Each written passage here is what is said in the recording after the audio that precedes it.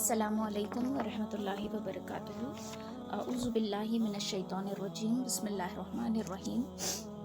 Rabbi इश्रह ली सदरी व यस्सिर ली अमरी वहलुल उक़दतम मिन लिसानी यफ़क़हू क़ौली।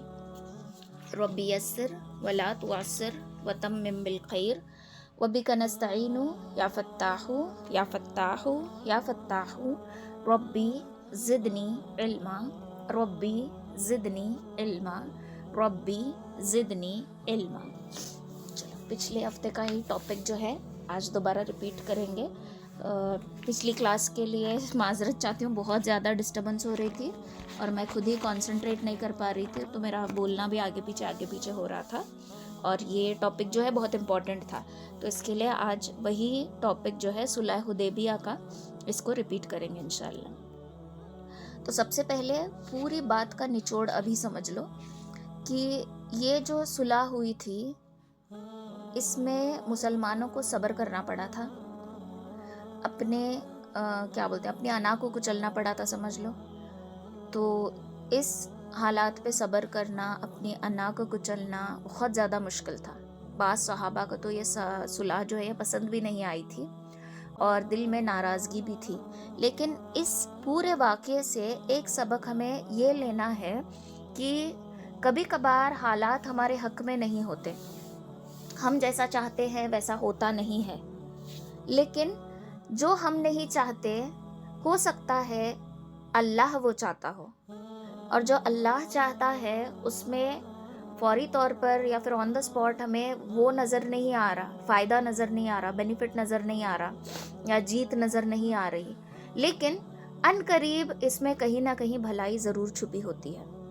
तो हमें भी ना अपनी ज़िंदगी के हालात में जो भी फ़ैसले होते रहते हैं, कभी कभार यूँ होता है कि हम जो चाहते हैं हम वो कर नहीं पाते, हमारी चाहत के बगैर हालात आ जाते हैं और हालात की वजह से मजबूरन हमें उन बातों को एक्सेप्ट करना पड़ता है। तो तब हमें लग रहा होता है कि अल्लाह ने मेरी सुनी ही नहीं, मेरी दुआ कबूल ही नहीं हुई, मैंने कितना शिद्दत से दुआ मांगी थी, मैं तो ये नहीं चाहती थी, मैं वो नहीं चाहती थी। लेकिन फ़िलहाल जो चल रहा है ना उस पर भी अल्हम्दुलिल्लाह कहना, क्योंकि ये जो चल रहा है ये मेरी चाहत नहीं बल्कि मेरे रब की चाहत है, और आज अगर मैं इससे राज़ी हो गई तो इंशाअल्लाह मुझे इसका फ़ायदा बहुत बड़ा मिलेगा, और वो भी मेरी उम्मीद से ज़्यादा। तो जब लोग मुसलमान जो है मदीना में सेटल हो गए, मुहाजिर बन गए, वहाँ पे रहने लगे, तो तकरीबन 6 साल हो गए थे। 6 साल तक मुसलमानों ने काबतुल्लाह को नहीं देखा था, मक्का नहीं गए थे, काबे का तवाफ़ नहीं किया था। जैसे कि शुरू क्लास में मैं आप लोगों को बता चुकी थी कि मक्का वालों की जो इज़्ज़त थी, उनका जो तिजारत चलता था, उनका जो दबदबा था, उनका जो रौब था, उसकी मेन वजह काबतुल्लाह थी।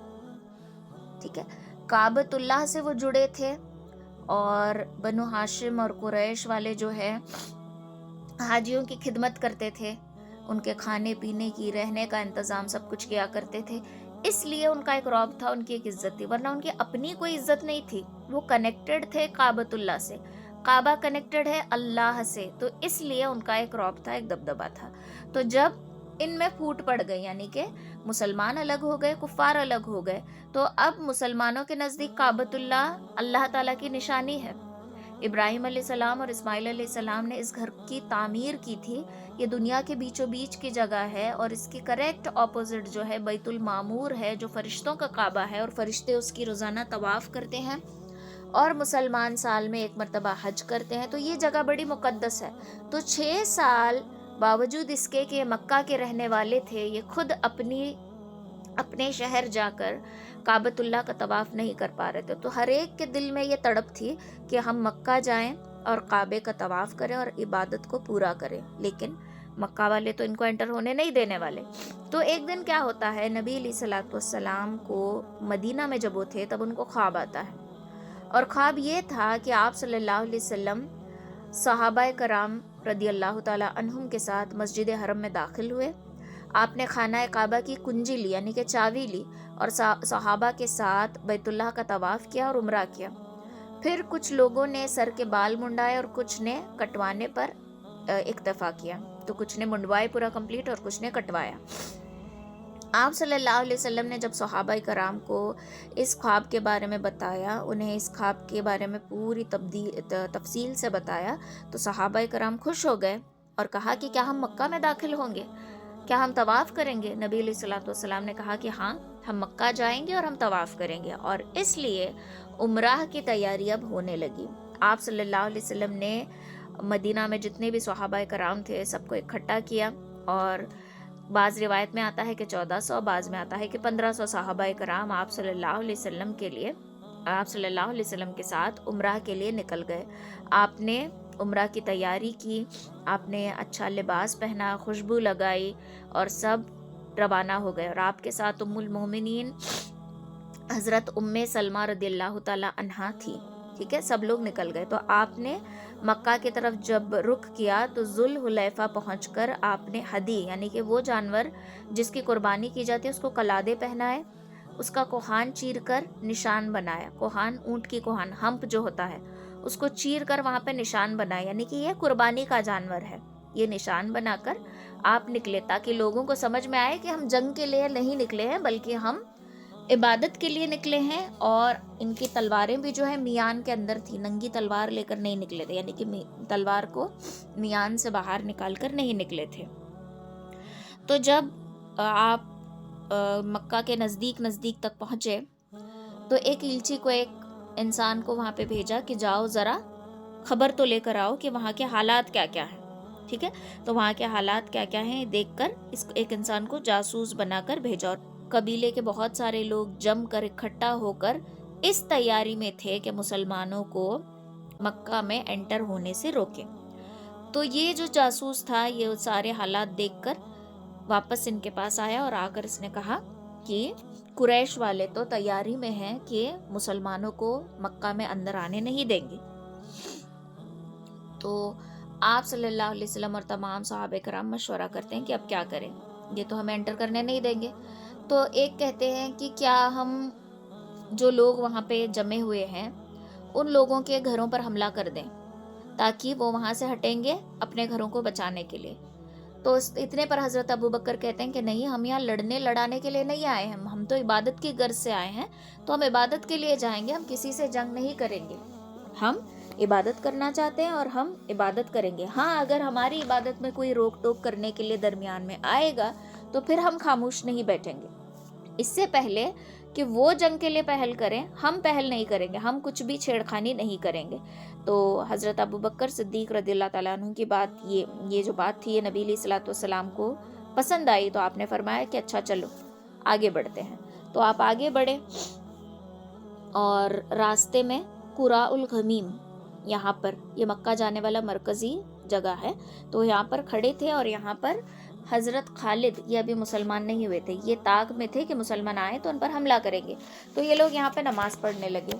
حضرت خالد کہتے ہیں کہ دیکھو میں کیسا غافل ہو گیا، یہ لوگ رکوع اور سجدے میں تھے، تبھی ان کی گردنیں مجھے اڑا دینی چاہیے تھی، لیکن مجھے بھی غفلت آ گئی۔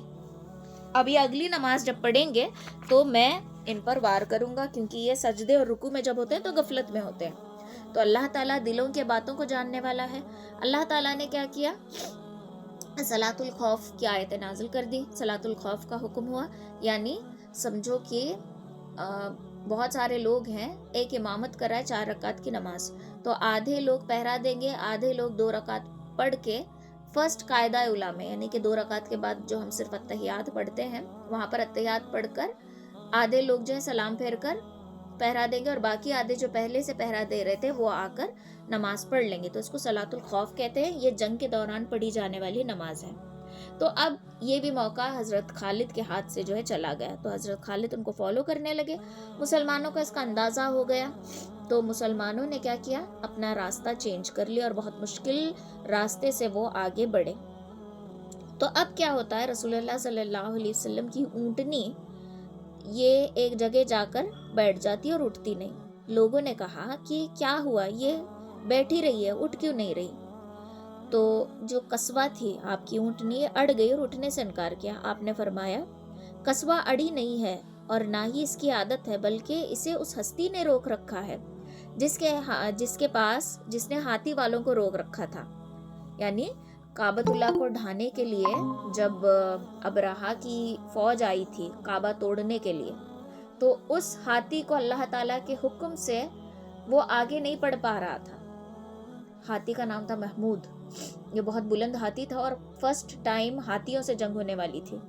तो हाथी को जिसने रोक रखा था उसी ने मेरी ऊंट को यहाँ पर बिठा रखा है। वो कभी अड़ने वाली नहीं है, ऐसे जिद से वो बैठती नहीं है, बल्कि उसको बिठाया गया है।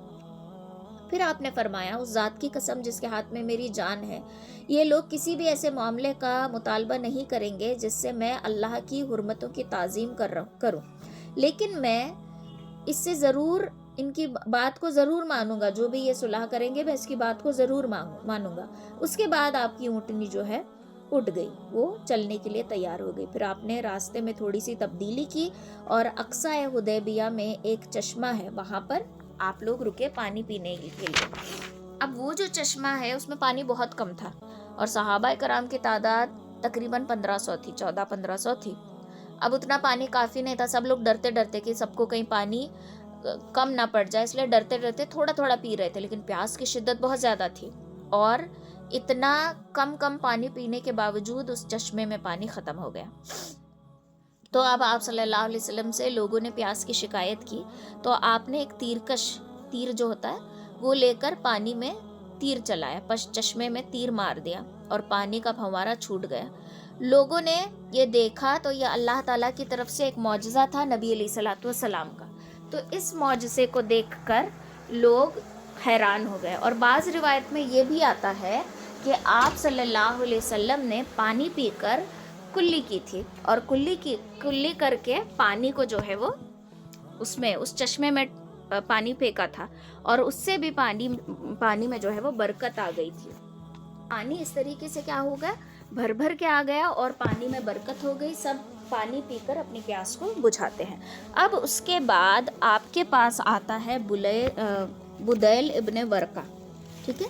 ये आकर आप सल्लल्लाहु अलैहि वसल्लम से ये कहता है कि कुरैश वाले सोच रहे हैं कि आप जंग करने के लिए आए हैं। तो नबी अलैहिस्सलातु वस्सलाम कहते हैं कि देखो, मैं जंग करने के लिए नहीं आया हूँ, मैं और मेरे सहाबा कराम सिर्फ़ और सिर्फ इबादत की गर्ज से आए हैं। हम इबादत करेंगे और निकल जाएंगे, किसी को कोई तकलीफ़ नहीं देंगे, किसी को नहीं छेड़ेंगे और ना ही हमें कोई छेड़ना चाहिए, हम सिर्फ इबादत की गर्ज से आए हैं। तो ये जाकर मक्का वालों को बताता है ये सारी बात। फिर उसके बाद कुरैश वाले क्या करते हैं, अपना एक एलची भेजते हैं और वो एलची था हुलैस इब्ने अलकमा। ये बनु किनाना का एक आदमी था। तो ये कहता है कि मुझे जाने दो, मैं जाऊंगा मोहम्मद सल्लल्लाहु अलैहि वसल्लम के पास और जाकर उनको बताऊंगा कि वापस चले जाएं। तो लोग कहते हैं कि ठीक है, तुम जाओ। तो जब ये जाता है तो आप सल्लल्लाहु अलैहि वसल्लम से वही बातें कहते हैं जो इन्होंने बुदैल इब्ने वरका को कही थी। तो ये आदमी क्या कहता है कि देखो मोहम्मद, तुम जिन लोगों के साथ खड़े हो वो ख़ानदानी नहीं है, यानी सहाबा कराम को कहता है तंज करके कि ख़ानदानी नहीं है और तुम पर कोई मुसीबत आई ना तो ये लोग भाग जाएंगे, तो इसीलिए मैं अभी से वार्न कर रहा हूँ कि तुम लोग ना चले जाओ। ये बात सुनते ही हज़रत अबू बकर को बड़ा गुस्सा आया। वो कहते हैं, उन्होंने कहा कि लात और उज़्ज़ा की शर्मगाह को चूमने वाले, चला जाए यहाँ से।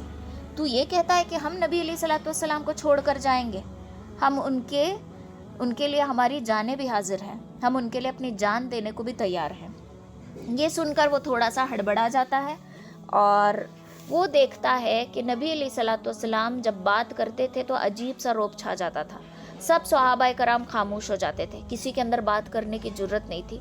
ये सारी बातें वो देखकर वापस कुरैश वालों के पास आता है और कहता है कि मोहम्मद जो कहते हैं ना, तुम उसको मान लो, क्योंकि मैंने बड़े बड़े बादशाहों को देखा है पर मैंने इतनी ताज़ीम करते हुए उसके महल के लोगों को कभी नहीं देखा।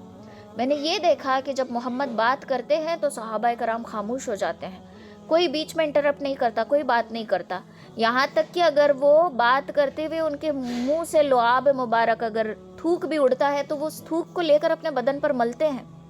उनके मुंह से अगर कोई कंकर भी गिर जाए तो उसको सोना समझते हैं। इतनी ताज़ीम करते हुए मैंने किसी को कभी नहीं देखा, तो बेहतर यह है कि तुम उनकी बात मान लो। लेकिन कुरैश इस पर राज़ी नहीं होते। जैसे कि हम जानते हैं कुरैश बड़े हठधर्म हैं, उनके अंदर ज़िद और हठधर्मी होती है। भले ही उन्हें हक नज़र क्यों ना आए, वो इस पर कभी राज़ी नहीं होते। उसके बाद इनके पास उर्वा जाता है। ये नबी अलैहिस्सलातु वस्सलाम के पास जाकर कहता है, सारी बातें। फिर नबी अलैहिस्सलाम इससे वही बात कहते हैं कि देखो हम लड़ने के लिए नहीं आए हैं, हम जंग करने के लिए नहीं आए हैं।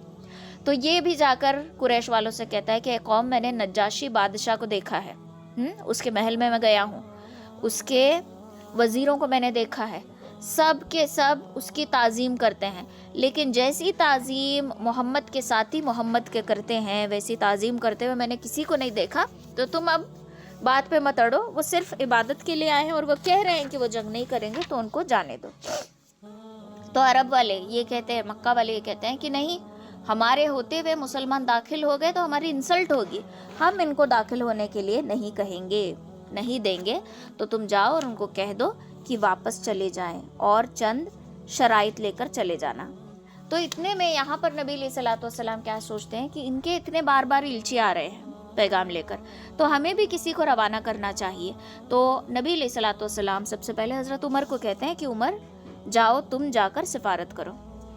तो हज़रत उमर कहते हैं कि मैं पहले गर्म दिमाग का इंसान, मेरी बात कोई सुनेगा नहीं, और कहीं ऐसा ना हो कि मैं अपने गुस्से में कुछ कर दूं और बजाय इसके कि मैं जाकर रिक्वेस्ट करूं जंग हो जाए या लड़ाई हो जाए, तो बेहतर होगा कि आप उस्मान को भेजिए, हज़रत उस्मान रज़ियल्लाहु ताला अन्हु को भेजिए, क्योंकि ये जो हैं मक्का के ही रहने वाले हैं और इनकी बात हर कोई मानेगा। तो इस बात को नबी अलैहिस्सलातु वस्सलाम पसंद फरमाते हैं और हज़रत उस्मान को मक्का भेजते हैं। हज़रत उस्मान आपका पैगाम लेकर मक्का रवाना हुए। मकाम बल्दा में कुरैश के पास से गुजरे तो उन्होंने पूछा, कहाँ का इरादा है? फरमाया, मुझे रसूलुल्लाह सल्लल्लाहु अलैहि वसल्लम ने ये पैगाम देकर भेजा है। कुरैश ने कहा, हमने आपकी बात सुन ली, आप चले जाइए। इधर सईद इब्न आस ने उठकर कहा कि हज़रत उस्मान को इज़्ज़त से कहा कि मरहबा, आप बहुत ही इज़्ज़त वाले हैं, अगर आप चाहें तो आप काबतुल्लाह का तवाफ़ करके वापस जा सकते हैं। तो हज़रत उस्मान ने कहा कि नहीं, मैं नबी अलैहिस्सलातु वस्सलाम से पहले खुद तवाफ़ भला कैसे कर सकता हूँ, मैं तवाफ़ किए करके नहीं जा सकता। लेकिन हज़रत उस्मान को ये लोग अपने पास रोके रखते हैं, तो इसलिए हज़रत उस्मान को वापस जाने में देर होती है। यहाँ पर मुसलमानों में अफवाह फैल जाती है कि उन लोगों ने हज़रत उस्मान रज़ियल्लाहु ताला अन्हु को कत्ल कर दिया, उनको शहीद कर दिया। अब ये सुन के ही मुसलमानों को गुस्सा आ जाता है और वो जोश में आ जाता है, क्योंकि इससे पहले ये कुरैश वाले, इससे पहले जो कोई पैगाम लेकर गया था इनका मुसलमानों का, उसको तकलीफ़ दी थी और उसको मारने की भी कोशिश की थी, लेकिन वो किसी बहाने से बचकर वापस आ गया था। लेकिन हज़रत उस्मान वापस नहीं आए, तो अब इन लोगों को गुस्सा आ गया और नबी अलैहिस्सलातु वस्सलाम को भी ये बात पसंद नहीं आई। तो उस वक्त नबी अलैहिस्सलातु वस्सलाम ने सबसे अहद ली, बैत कर ली कि हम उस्मान रज़ियल्लाहु ताला अन्हु का बदला लिए बगैर वापस नहीं जाएंगे। और उनके हाथ पर सब सहाबाए कराम ने हाथ रख के बैत ली कि हम हमारे साथी उस्मान का बदला इंतकाम ज़रूर लेंगे। तो इस बैत को बैत रिज़वान कहते हैं। और अल्लाह ताला ने इस बैत के बारे में कुरान में इरशाद फरमाया है कि अल्लाह मोमिनीन से राज़ी हुआ जबकि वो आपके दरख्त के नीचे बैठकर बैत कर रहे थे। तो ये सूरह फत्ताह में ये आयत पाई गई है, तो अल्लाह ताला इससे राज़ी हुआ। बाद में पता चला कि हज़रत उस्मान का इन्होंने कुछ ऐसे कत्ल वगैरह नहीं किया है, ये एक अफवाह थी, लेकिन मुसलमानों का जोश जो है वो बरकरार रहा। तो अब क्या होता है, सुलहनामा लेकर कुरैश वालों की तरफ से सुहेल आते हैं। सुहेल भी एक बड़े सरदार थे और ये सिफारतनामा लेकर नबी अलैहिस्सलातु वस्सलाम के पास आते हैं और नबी अलैहिस्सलातु वस्सलाम से कहते हैं कि देखो, हम तुम्हारे पास सुलहनामा लेकर आए हैं, हम भी जंग नहीं चाहते, तो बेहतर है कि तुम इस एग्रीमेंट पे राज़ी हो जाओ, इस एग्रीमेंट पे तुम हाँ कर दो। तो उस वक्त क्या होता है, नबी अलैहिस्सलातु वस्सलाम ने भी हाँ कर दिया और सारे जो पॉइंट्स थे उसको पढ़ा। अब पॉइंट्स में क्या क्या था, सबसे पहला, रसूल अल्लाह सल्लल्लाहु अलैहि वसल्लम इस साल मक्का में दाखिल हुए बगैर वापस जाएंगे।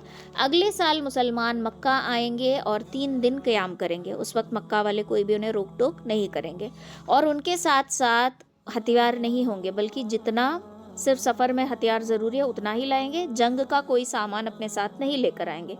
10 साल तक दोनों के दरमियान कोई जंग नहीं होगी, 10 साल तक कोई भी जंग नहीं होगी। हाँ, अगर किसी ने मुआहदा तोड़ा तो जंग ज़रूर होगी। جو محمد صلی اللہ علیہ وسلم کے عہد و پیمانے میں داخل ہونا چاہتا ہے داخل ہو سکے گا، قریش کے عہد و پیمانے میں جو داخل ہونا چاہتا ہے وہ بھی داخل ہو سکے گا۔ جو قبیلہ جس فریق میں شامل ہوگا اس فریق کا اس کو حصہ سمجھا جائے گا۔ اگر سمجھو نبی علیہ الصلوۃ والسلام کے عہد میں وہ داخل ہو رہا ہے تو اس کا حصہ سمجھیں گے اس کو، قریش والوں کے اس میں داخل ہو رہا ہے تو اس کو قریش کا حصہ سمجھیں گے۔ قریش کا جو بھی آدمی اپنے سرپرست کی اجازت کے بغیر، یعنی اپنے باپ، بھائی یا کوئی غلام ہے تو اپنے آقا کی اجازت کے بغیر اگر نبی علیہ الصلوۃ والسلام کے پاس بھاگ کر جاتا ہے تو نبی علیہ الصلوۃ والسلام اس کو واپس کر دیں گے، اپنے پاس نہیں رکھیں گے۔ لیکن اگر محمد صلی اللہ علیہ وسلم کے ساتھیوں میں سے کوئی شخص کسی بھی بہانے سے مکہ آتا ہے تو مکہ والے اس کو واپس نہیں بھیجیں گے، مکہ والے اس کو واپس بالکل بھی نہیں کریں گے۔ اور اس کے بعد حضرت علی کو بلایا، حضرت علی کو بلا کر یہ پوری تحریر لکھی، اور شروع میں حضرت علی نے لکھا بسم اللہ الرحمن الرحیم۔ اس پر سہیل نے کہا کہ ہم نہیں جانتے کہ رحمان کیا ہے، تم لکھو بسمک اللہم۔ یہ عرب کا دستور تھا کہ کوئی بھی ایگریمنٹ لکھنے سے پہلے اوپر یہ لکھا جاتا تھا۔ تو نبی علیہ الصلوۃ والسلام نے حضرت علی سے کہا کہ علی وہی لکھو جو یہ کہتا ہے۔ اس کے بعد آپ نے یہ پورے جو نوٹس تھے، پوائنٹس تھے، اس کو لکھا، اور اس کے بعد اس میں لکھا گیا تھا محمد رسول اللہ۔ تو سہیل نے کہا کہ اگر ہم جانتے کہ آپ اللہ کے رسول ہیں تو یہ جنگ ہی کیوں ہوتی؟ ہم نہیں مانتے کہ آپ رسول ہیں، تو اس کو مٹا دیں۔ لہٰذا نبی علیہ الصلوۃ والسلام کہتے ہیں کہ علی رسول اللہ مٹا کر محمد ابن عبداللہ لکھو۔ حضرت علی کہتے ہیں کہ میرے سے تو یہ نہیں ہوگا، میں نہیں لکھ سکتا، میں آپ کا نام نہیں مٹا سکتا، میں نہیں مٹاؤں گا۔ تو آپ صلی اللہ علیہ وسلم کہتے ہیں کہ دکھاؤ تم نے کہاں لکھا ہے، تو خود ہی اپنا نام جو ہے رسول اللہ مٹا کر وہاں پر کہتے ہیں کہ اب لکھو محمد ابن عبداللہ۔ تو یہ نا حضرت علی کے لیے بہت ٹف سچویشن تھی، اور ان کا دل بالکل بھی گوارا نہیں کر رہا تھا کہ آپ کا نام مٹا کر لکھیں۔ پھر صلح مکمل ہوئی تھی کہ ابو جندال، یہ سہیل کے بیٹے تھے، یہ دوڑتے ہوئے بیڑیوں میں لپیٹے ہوئے کیسے تیسے کر کے مسلمانوں کے پاس آئے اور کہا کہ مجھے اپنے ساتھ لے کر جاؤ، ان لوگوں نے مجھے قید کر کے رکھا ہے۔ اور ابو جندال کا بھائی مسلمانوں کے ساتھ تھا۔ یہ باپ کو چکمہ دے کر نکل جاتے ہیں، لیکن ابو جندال بیچارے اٹک جاتے ہیں کیونکہ یہ تھوڑی سی ہمت نہیں کر پاتے، تو یہ بیڑیوں میں بندھے تھے۔ اب نبی علیہ الصلوۃ والسلام کہتے ہیں کہ دیکھو ابھی ایگریمنٹ سائن نہیں ہوئی ہے، تم ابو جندال کو میرے حوالے کر دو۔ سہیل کہتے ہیں کہ نہیں، ایگریمنٹ تو یہیں سے شروع ہوتی ہے، اگر تم اس کو اپنے ساتھ لے کر گئے تو سمجھو صلح ختم ہو گئی اور جنگ ہوگی، اگر تم اس کو یہیں چھوڑو گے یہیں سے شروعات ہے۔ ابو جندال چیختے رہے، پکارتے رہے کہ مسلمانوں، میں ایک مسلمان ہوں، مجھے ان کے حوالے مت کرو۔ تو نبی علیہ الصلوۃ والسلام کہتے ہیں کہ ابو جندال صبر کرو، وہ وقت بھی ضرور آئے گا، اور آج جو تمہارا باپ یہاں پہ کھڑا ہے انشاءاللہ یہ بھی ایک دن کام ضرور آئے گا۔ مطلب یہ تھا کہ سہیل بھی عنقریب مسلمان ہونے والے تھے، لیکن ابھی وہ وقت ہدایت کا نہیں آیا تھا۔ نبی علیہ الصلوۃ والسلام ایسا نہیں کہ ڈائریکٹلی کہتے ہیں کہ صبر کرو، نبی علیہ الصلوۃ والسلام پہلے سہیل سے ریکویسٹ کرتے ہیں کہ ابو جندال کو چھوڑ دو، دیکھو اس کی حالت کیسی ہوئی ہے، تم تو اس کے باپ ہو۔ ابو جندال کا باپ کہتا ہے کہ بالکل نہیں، میں تو اس کو نہیں چھوڑنے کا، میں نہیں چھوڑوں گا۔ محمد صلی اللہ علیہ وسلم کہتے ہیں کہ میری خاطر چھوڑ دو، پر سہیل کسی بات پر نہیں مانتا، تو اس پر نبی علیہ الصلوۃ والسلام کہتے ہیں کہ صبر کرو، اور اس صبر کے باعث تمہیں ثواب ضرور ملے گا۔ اب حضرت عمر جو ہے یہ تھوڑا سا نا ایک ایگریسو مائنڈ کے انسان تھے، اب ان کو غصہ آ رہا تھا، بہت مشکل سے انہوں نے کنٹرول کیا تھا، کیونکہ یہ جو صلح کے پوائنٹس تھے اس میں اپنے انا کو مارنا تھا، اور انہوں نے بہت مشکل سے کنٹرول کیا تھا۔ تو اب یہ کیا کرتے ہیں، ابو جندال کے آگے آگے جاتے ہیں کہ اور کہتے ہیں کہ ابو جندال صبر کرو، لیکن انٹینشن نہیں ہوتا صبر کرنے کا، بلکہ وہ چاہ رہے تھے کہ میرے پاس جو تلوار تھی ابو جندال اس کو نکالے اور اپنے باپ کا ہی سر جو ہے اڑا دیں اور مسلمانوں کے ساتھ آ جائیں۔ تو ابو جندال جو ہیں ان کی بات کو نہیں سمجھ پاتے اور وہ وہاں سے چلے جاتے ہیں۔ تو حضرت عمر کا بیان ہے، کہتے ہیں کہ مجھے امید تھی کہ ابو جندال تلوار لے کر اپنے باپ سہیل کو اڑا دیں گے، لیکن انہوں نے ایسا نہیں کیا، باپ کی محبت میں وہ تھوڑا سا بخل کر گئے، انہوں نے بخل سے کام لیا، لیکن انہوں نے کنجوسی کی، انہوں نے چاہا ہوتا تو وہ وار کر سکتے تھے، لیکن اللہ کی جیسی مرضی تھی ویسا ہونا تھا۔ تو یہ ساری چیزیں ہو گئی۔ اب سب صحابہ کرام کا موڈ ایک دم کمپلیٹلی آف ہے، سب مایوس اداس بیٹھے ہیں۔ تو نبی علیہ الصلوۃ والسلام کہتے ہیں کہ اٹھو اور اپنے اپنے جانوروں کو قربان کر دو، لیکن واللہ کوئی نہیں اٹھا۔ نبی علیہ الصلوۃ والسلام کی ہر ایک بات پہ لبیک کرنے والا ہر صحابہ مایوس ہو کر بیٹھ گیا تھا، کوئی نہیں اٹھا۔ آپ نے دوبارہ بات کہی، پھر بھی کوئی نہیں اٹھا۔ ام سلمہ کہتی ہیں کہ کوئی نہیں اٹھیں گے۔ آپ خود جائیے اور جا کر جانور کو ذبح کر دیجیے اور حجام کو بلا کر اپنے بال جو ہے منڈوائیے. جب آپ اٹھ کر قربانی کرنے لگے تو تب سب صحابہ کرام اٹھ کر اپنی اپنی جانور کی قربانی کرتے ہیں, سر منڈواتے ہیں. اور نبی علیہ الصلوۃ والسلام نے سر منڈوانے والوں کے لیے 3 بار مغفرت کی دعا کی اور کینچی سے بال کٹوانے والوں کے لیے 1 بار دعا کی. یاد ہے خواب میں آپ نے دیکھا تھا کہ کچھ نے بال منڈوائے, مطلب کمپلیٹلی سر منڈوایا, اور کچھ نے صرف کینچی سے کٹوایا تھا. تو اس سفر میں اللہ تعالیٰ نے یہ جو ساری چیزیں تھی نا, یہ ایک آزمائش تھی, صبر کا امتحان تھا. انا کو کچلنا یہاں پر تھا, لیکن پھر بھی نا مسلمان ابھی بھی مطلب وہ ان کو وہ نہیں تھا. حضرت علی کہتے ہیں کیا ہم حق پر نہیں تھے, کیا آپ اللہ کے رسول نہیں ہیں, پھر ہم نے ایسی والی باتیں ہم نے کیوں مانی. حضرت عمر بھی یہی کہتے ہیں کہ اللہ کے رسول ہم نے یہ کیوں مانا, ہم تو صرف طواف کرنے کے لیے جا رہے تھے, عمرہ کرنے کے لیے جا رہے تھے, تو ہم کیوں جھکے ان کے آگے. تو یہ ایکسیپٹ کرنا ہی نہیں چاہ رہے تھے, بہت ان کے دل ٹوٹے ہوئے تھے. صحابہ کرام کا دل جو ہے اطمینان پر نہیں تھا, ان کو یہ چیز پسند نہیں آ رہی تھی کہ ہم کیوں جھک کر واپس آ رہے ہیں. حضرت علی بھی اس سے ناراض تھے, حضرت عمر بھی ناراض تھے. حضرت عمر تکلیف میں تھے کہ ہم کیسے, مطلب ان کا مزاج الگ تھا, وہ سخت مزاج کے تھے. ہاں, ان کو تھوڑا سا غصہ زیادہ تھا, ایک دم سختی ہے. غصہ زیادہ یعنی کہ ایسا نہیں تھا کہ وہ ہر بات پہ غصہ کرتے تھے, حق بات پہ غصہ کرتے تھے. تو یہ ان کے طبیعت کے خلاف, ان کے مزاج کے خلاف حالات پیش آئے تھے, اور ان حالات کو ایکسیپٹ کرنا حضرت عمر کے لیے بہت ہی مشکل تھا. تو یوں کر کے ان لوگوں نے جانوروں کو قربان کر دیا, اور اس کے بعد پلٹ کر مدینہ واپس آ گئے. اب یہاں سے کیا ہو گیا, ایک نیا سفر شروع ہو گیا. اب مسلمان مکہ میں تو انٹر نہیں کر سکتے 3 سال تک, تو 3 سال کا ٹائم تھا مسلمانوں کے پاس, اور 3 سالوں میں مکہ والا کوئی بھی آ کر مسلمانوں کو تکلیف نہیں دے سکتا, بیکاز ایگریمنٹ ہوئی ہے کہ کوئی بھی چھیڑخانی نہیں کرے گا. اگر چھیڑخانی کرے گا تو معاہدہ ٹوٹ جائے گا. تو 3 سال کا مسلمانوں نے بھرپور فائدہ اٹھایا, اور ہر طرف کے بادشاہ کو مسلمانوں نے دین کی دعوت کا پیغام دیا. حبشہ کو بھیجا, کسرا کو بھیجا, روم, فارس, ہر جگہ مسلمانوں کا ایلچی جا رہا تھا دین کی دعوت دینے کے لیے, دین کو مسلمانوں تک پہنچانے کے لیے. تو اس طریقے سے اب مکہ کو چھوڑ کر سب جگہ دین پھیلنے لگا, مطلب کنٹریز ٹو کنٹریز, ہر بادشاہ کے پاس ایک مسلمان کا ایلچی جا رہا تھا, اور مسلمانوں کا دین اسلام اب ہر ایک بادشاہ تک پہنچنے لگا تھا. اور مکہ والے چاہ کر بھی کچھ نہیں کر سکتے, بیکاز انہوں نے معاہدہ کر لیا تھا. اب یہ ایک قسم کی چاہت اللہ کی جو ہے ہمیں کامیاب ہوتے نظر آ رہی ہے کہ اللہ نے جو چاہا, مسلمان جو چاہ رہے تھے وہ تو نہیں ہوا, لیکن اللہ نے جو چاہا اس کا اب ایک گرین سگنل مسلمانوں کو نظر آنے لگا کہ اسلام جو ہے الگ الگ بادشاہوں تک پہنچنے لگا, الگ الگ کنٹریز تک پہنچنے لگا. تو دھیرے دھیرے اسلام کی فوج بڑھنے لگی. اب انشاءاللہ نیکسٹ کلاس میں ہم دیکھیں گے کہ کس طریقے سے اسلام مضبوط ہوا, اسلام کی تعداد بڑھی, مسلمانوں کی تعداد بڑھی, اور پھر فتح مکہ کس طریقے سے ہوا. ٹھیک ہے, ویڈنسڈے کلاس رہے گی. اس ویڈنسڈے میری دوسری کلاس آف ہے, تو انشاءاللہ ویڈنسڈے کلاس رہے گی سیم 11:30 بجے, تو سب لوگ اس وقت جمع ہو جانا. ٹھیک ہے, سبحان اللہ و بحمدہ, سبحانک اللہم و بحمدک, نشہد ان لا الہ الا انت, نستغفرک و نتوب الیک. سبحان